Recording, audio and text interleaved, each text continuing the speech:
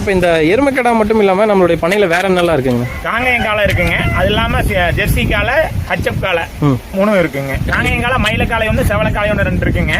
ஹச்சப் காலை, சின்ன ஜெர்சி காலை, செவல காலையில ஒன்று, ஹச்சப் காலை, காரிச்சட்டை காலை ஒன்று, மொத்தம் 4 காலை இருக்குங்க. சரிங்க. ஆனால் இப்போ நார்மலாக நம்ம காங்கேயம் காளைகள் கூட பார்த்துடலாம்.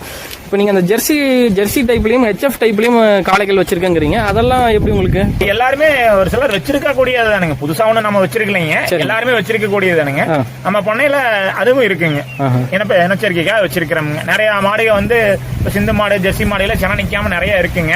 அதுக்காக நம்ம அதை யூஸ் பண்றதுக்காக வச்சிருக்கோங்க. அது நிறைய வருதுங்களா ஓரளவுக்கு? வருதுங்க. அதுக்கு டோர் டெலிவரியும் பண்றேங்க. கொண்டு வர முடியாதவங்க ஒரு 100 கிலோமீட்டர் சுத்தளவுல நாம கொண்டு சேர்த்து விட்டுட்டு இருக்காங்க. ஓஹோ.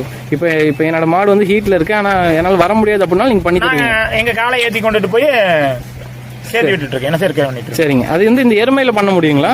எருமையும் பண்ண முடியாதுங்க. எருமை பண்ண முடியாது. ஏன்னா இது இவ்வளவு பெருசா நாங்க கொண்டுட்டு போய் ரிஸ்க் எடுக்க நாங்க தயாரா இல்லைங்க. சரிங்க. அதனால வேணுங்கிறவங்க கொண்டு வந்து சேர்த்துக்க வேண்டியதானுங்க.